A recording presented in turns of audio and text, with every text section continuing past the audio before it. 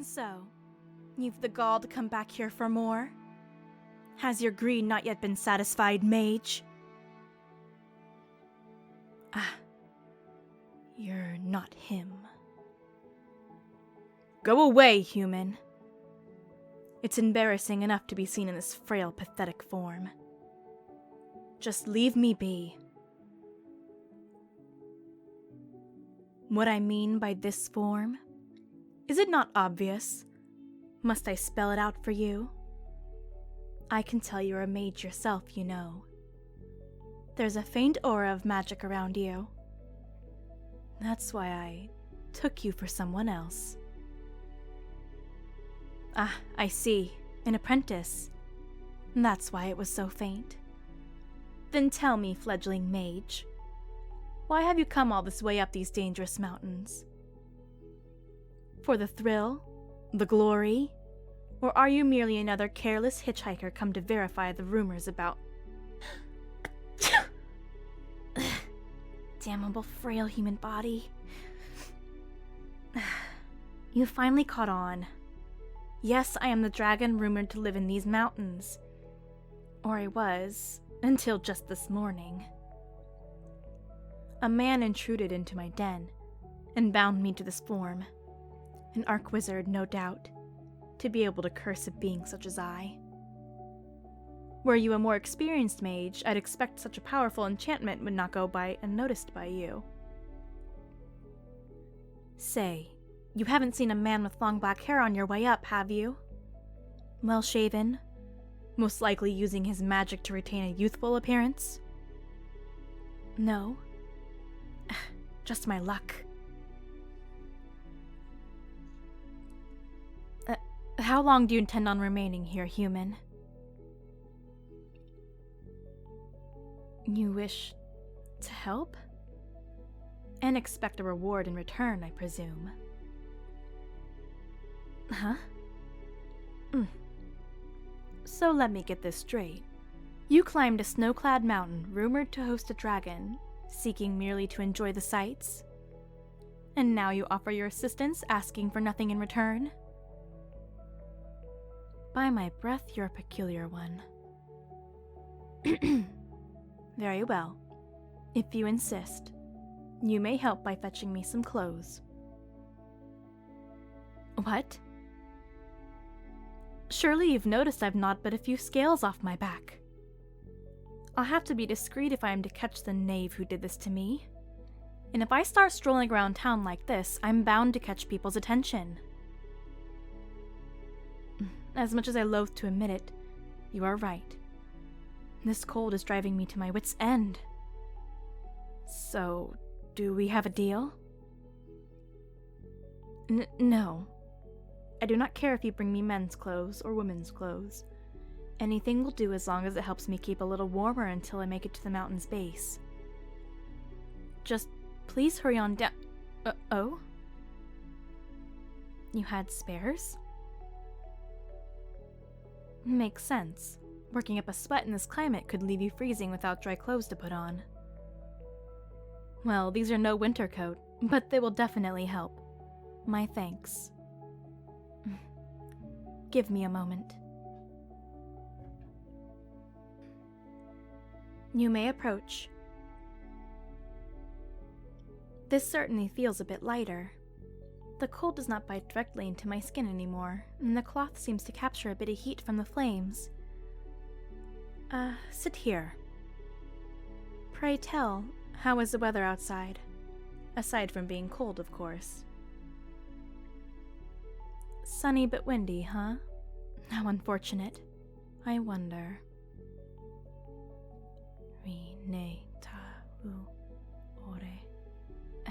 Damnation. I have too little power left. I cannot change the weather of my lair anymore. Here's something for you to remember, human. Dragons are no mere brutes. We are magical creatures, and as such, the more powerful among us influence the area we live in. I even had layers of magical barriers and alarms around my horde, but they were all broken, and I none the wiser. Ugh, how truly embarrassing. No, I do not know why he trapped me in this form. A magic user so powerful could have killed me right then and there. Or absconded with my treasure. But I am alive, albeit far more vulnerable, and my hoard remains untouched. The only reasonable explanation I can come up with is he simply wanted me out of the way. My kind tends to interfere when evil is afoot, after all. So did he hope the cold would off me, or... Did he think himself so above me that killing me seemed pointless? That it was not worth wasting his efforts on a mere human? Or is this a message? A show of power for all who defy his might? I know, anger will not aid me. I must regain my composure if I'm to begin my search properly. Human, how long is the trek back to the village? Can you return with a coat before nightfall? I will give you some silver for your trouble. I feared as much. The truth of the matter is, I've little kindling left. I've had to burn even rare paintings and woodwork I'd accumulated over time, just so I could buy myself a few more hours. Oh, trust me, I took no pleasure in seeing my precious hoard go up in flames. But no treasure is worth losing my wings over. Imagine this, human. Someone turns you into a slug. Your speed is reduced to a crawl, and now you have to keep an eye out for people who could simply pass by on the streets for fear of getting crushed. That is how I feel. But back on topic. I know a ritual that can help endure even the harshest climates, but I am unsure if I even have the strength left to perform it. Therefore, I need your help. Human. You may be an apprentice, but the two of us may provide sufficient energy for the ritual to succeed. You will lend me your strength? Excellent. I should have most of the regiments at hand. Burning coals, fresh snow, a precious gem to serve as a catalyst. All I need now is some herbs or incense and chalk to draw some arcane symbols. Do you happen to have some on your person? Perfect. I will fetch what I need inside of my den. You can help me by gathering some snow. The sooner we get this over with, the better. Just where I left them. Oh, blessed flames. If you're going to help me with this ritual, I suppose I should at least know your name. I see. A simple name, without an unnecessary flourish. I like it. Well then, I'm Skiryiva, and I've something for you. Hold out your hand. Yes, those are a handful of my scales. I've many to spare. They may look like ordinary silver, but their properties are the object of many alchemists' interests. Here is to hoping you remain trustworthy until the end. No, I do not hate your kind. But I prefer to err on the side of caution. It's happened time and time again, you know. You get to know some good humans and lower your guard. Then somebody comes along and abuses your trust.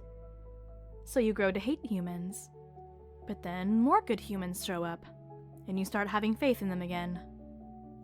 The cycle goes on and on. Thus I've come to treat most of them on a case-by-case basis. And you've given me no reason not to trust you. There are certainly worse people out there to share my identity with, so consider this gift a show of good faith, as well as an apology. Well, for lashing out at you earlier. My little outburst was disgraceful to my kind, and though I may blame the cold, my anger, or my fear as much as I wish, it changes nothing to the fact that you are undeserving of such harshness. As a silver dragon, I must take responsibility for my actions. My very pride is on the line. Good. You are most patient indeed. Now, this parchment shows the glyphs we must draw around the fire, as well as the incantations. But first, I must do something.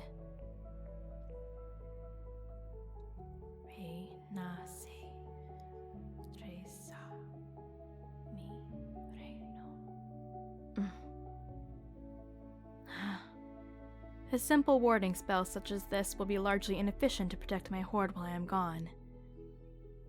But if I must risk losing my belongings in order to reclaim my true form, then so be it.